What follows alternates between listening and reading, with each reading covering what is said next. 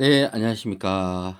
자, 일과 에너지 파트. 오늘은 위치 에너지를 뭐 좀 고급스럽게는 포텐셜 에너지라고 얘기합니다. 그리고 운동 에너지는 카이네틱 에너지 뭐 이렇게 표시를 합니다. 알겠죠? 자, 그럼 몇 페이지를 펴냐면 114페이지를 펴 주시기 바라겠습니다. 자, 다들 책이 있다라고 보고 제가 이 종이에 바로바로 써도록 하겠습니다. 페이지 114페이지 진도를 나가도록 하겠습니다. 자, 그래서 위치 에너지는 EP, 포텐셜 에너지, 운동 에너지는 EK, 카이네틱 에너지라고 합니다. 앞으로 위치 에너지를 EP라고 쓰겠습니다. 운동 에너지는 EK라고 쓰겠습니다. 자, 그럼 과연 위치 에너지가 무엇일까요? EP라고 쓰면 되겠죠. 위치 에너지라는 것은 어떤 힘에 의해서 위치가 바뀌는 경우를 위치 에너지라 그럽니다. 예를 들어서 어떤 물체가 지면에서 높은 곳에 있습니다. 잡고 있다가 놓으면 떨어지겠죠. 떨어지는 이유가 뭡니까? 누구 때문에 떨어지는 거예요? 바로 중력 때문에 떨어지죠. 그래서 중력 때문에 떨어지는 위치 에너지를 정확하게 표현하게 되면 중력에 의한 위치 에너지라고 이야기합니다. 그리고 위치 에너지가 한 개 더 있습니다. 원래는. 자, 어떤 용수철에다가 어떤 물체를 매달아서 당겼다가 놓으면 용수철이 당기니까 위치가 움직이겠죠. 이런 경우를 탄성력에 의한 위치 에너지라고 이야기를 합니다. 근데 중력에 의한 위치 에너지는 지금 배울 거고요. 탄성력에 의한 위치 에너지는 고등부에 나옵니다. 그래서 위치 에너지가 중력에 의한 위치 에너지만 존재하는 것이 아니다라는 것을 아셔야 됩니다.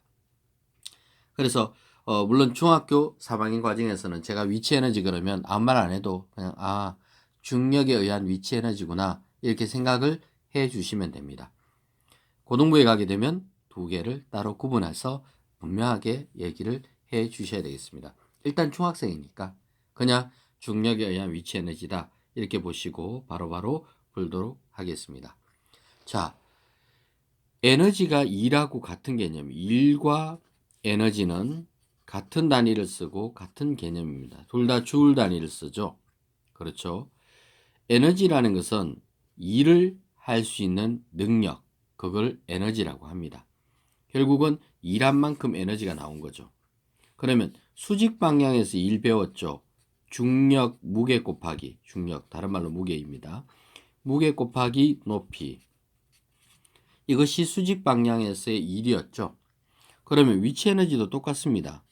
자, 중력이라는 게 뭐예요?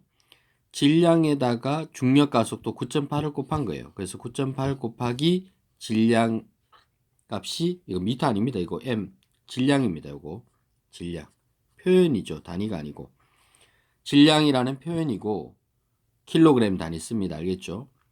그리고 높이 h입니다.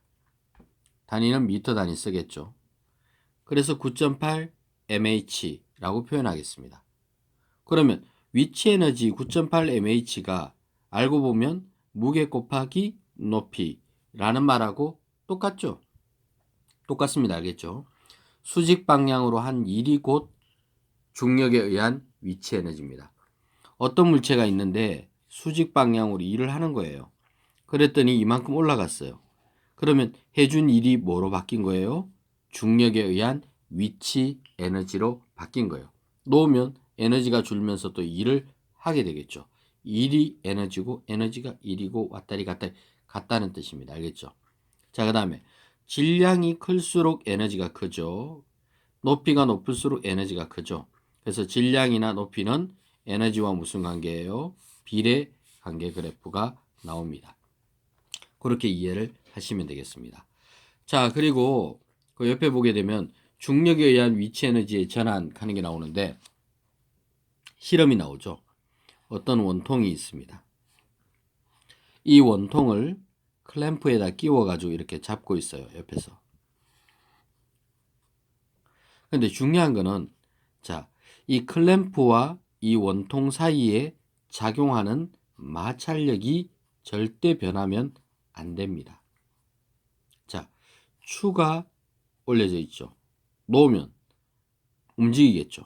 그러니까 추가 가지고 있던 위치 에너지가 9.8 mH인데 이 추가 가진 위치 에너지가 이 원통을 움직이는 마찰력 곱하기 이동거리 S로 바뀌는 거죠. 근데 이 식에서 절대 변하면 안 되는 게 뭐라고 했어요? 마찰력 값을 변화시키면 안 됩니다. 그럼 이 실험을 통해서 알 수 있는 게 뭐예요? 질량이 클수록 이동거리가 크죠. 높이가 높을수록 이동거리가 크죠. 결국은 질량과 이동거리가 비례하고 높이와 이동거리가 비례합니다. 그래서 이 비례하는 그래프를 완성할 수가 있는 겁니다. 알겠죠? 그럼 이 실험에서 제일 중요한 거는 뭐라고요? 바로 마찰력의 크기를 절대 변화시켜서는 안 된다라는 것입니다. 자, 그리고 난 다음에 아래쪽에 보게 되면 운동 에너지가 나옵니다. 그죠?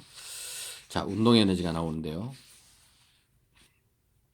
운동 에너지는 속력을 가진 에너지인데 카이네틱 에너지라고 해서 K라고 쓰겠습니다. 그래서 운동 에너지는 공식이 2분의 1 mv 제곱.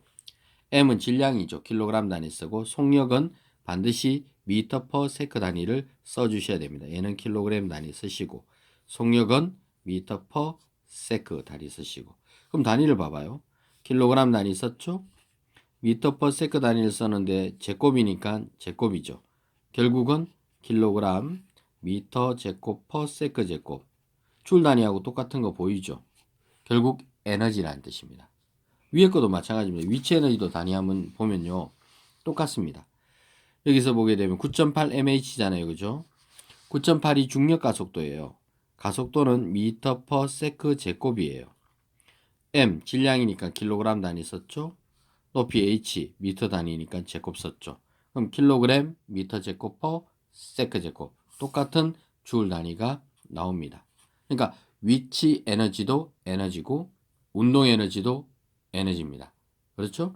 운동 에너지는 속력을 가진 에너지다. 그렇게 보시면 되겠습니다. 운동 에너지 공식 꼭 암기하셔야 돼요. 2분의 1 mv 제곱. 운동 에너지는 질량에는 비례하지만 속력 자체에는 제곱 비례합니다. 그죠? 속력과 운동 에너지는 제곱 비례 그래프입니다. 물론 그 책에는 안 나와 있네요. 책에 나와 있는 거는 속력이 아니고 속력 제곱이라고 나와 있어요. 속력 제곱과 얘는 비례 맞는데요. 속력이라고 만약에 나오게 되면 이렇게 그려야 돼요. 제곱일 때는 이렇게 그릴 수 있지만. 그렇죠? 달라요. 이게 V 제곱이냐 V냐 나오냐에 따라서 그림이 달라질 수 있습니다. 그 다음에 운동에너지 전환 나오죠. 얘도 마찬가지로 2분의 1 mv 제곱이 쾅 충돌하면서 마찰력 곱하기 이동거리로 바뀌죠. 여기서도 마찰력이 변하면 되겠어요? 안 되겠어요? 안 됩니다. 절대로. 그러니까 위치 에너지 할 때도 이 마찰력 값을 변화시키면 안 된다 그랬죠. 그럼 야가 일정하니까 질량이 2배 되면 이동거리도 2배. 속력이 2배 되면 제곱이니까 이동거리는 4배가 됩니다. 자, 우리가 이런 걸 생각할 수 있어요. 고속도로에서 자동차 속력이 굉장히 빠르잖아요. 그죠? 그렇죠. 그러면 자동차 속력을 2배로 하게 되면 에너지가 제곱이니까 4배가 됩니다. 브레이크를 잡아 4배가 가는 거예요. 그러니까 내가 자동차가 60km로 달릴 때 멈추는 제동거리에 비해서 120km로 달리게 되면 속력은 2배가 되었지만 멈추는 거리는 4배가 된다는 것을 이해하셔야 돼요. 그러니까 자동차를 운전할 때, 아빠가 자동차를 운전할 때 최대한 속력을 많이 내면 곤란하겠죠. 그렇죠. 그래서 그런 것들을 잘 유념하시고 문제를 푸는 것이 좋습니다. 자, 중력에 의한 위치 에너지와 운동 에너지에 대한 설명을 했는데요. 오늘은 옆에 있는 문제들을 약간씩 다뤄보도록 하겠습니다. 왜냐하면 이 파트 자체는 이제 얼마나 문제를 잘 푸느냐가 중요하기 때문에 그렇습니다. 자, 킬로그램 단위는 9.8을 곱해야지 되는 거 아시죠? 무게가. 그래서 9.8 곱하기 4 곱하기 3 하면 되겠죠. 9.8 mH. 그러면 정답이 나오겠죠. 그죠? 9.8 곱하기 4 곱하기 3 하시게 되면 나옵니다. 대략 117.6 이렇게 나오겠네요. 그죠? 그렇게. 자, 그다음 7번에 보게 되면 위치 에너지가 쾅 박으면서 못을 박죠. 그러면 얘는 위치 에너지 9.8 mH가 마찰력 곱하기 이동거리로 바뀌는 거예요. 그죠? 그래서 중력에 의한 위치 에너지가 말뚝을 박는 일을 하게 되는 거예요. 말뚝이 박힌 깊이는 위치 에너지와 당연히 비례겠죠? 높이가 2분의 1배면 말뚝도 2분의 1배예요. 제곱 아니에요. 그죠? 비례 관계니까. 그죠? 그다음 8번 문제를 보게 되면 운동 에너지가 2분의 1 mv 제곱 하면 되겠죠? 2분의 1 곱하기 10 곱하기 그리고 5의 제곱 하시면 125줄 나오겠죠. 그죠? 자, 그다음에 9번은 보겠습니다. 운동 에너지 갖고 있죠? 운동 에너지를 갖고 있는데 속력이 안 나와 있으니까 운동 에너지 하시면 안 돼요. 10N으로 2m를 밀었으면 이 물체는 20줄의 에너지를 받은 거예요. 그렇죠? 20줄. 그러면 20줄의 에너지를 받아서 운동 에너지가 되는 거죠. 이렇게. 20줄이 운동 에너지 2분의 1 mv 제곱으로 바뀐 거예요. m이 4kg 나와 있잖아요. 그럼 속력 구하실 수 있겠죠. 근데 이건 속력 구하는 문제가 아니네요. 그죠? 운동 에너지 구하죠. 야, 운동 에너지 구하라 그러면서 속력도 안 주고 구하라 그러죠. 왜? 이쪽하고 이쪽하고 어때요? 똑같기 때문에. 그럼 이걸 구하시면 되죠. 정답은 그냥 20줄. 그러니까 이 물체에 내가 해준 일이 운동 에너지로 바뀐 거거든요.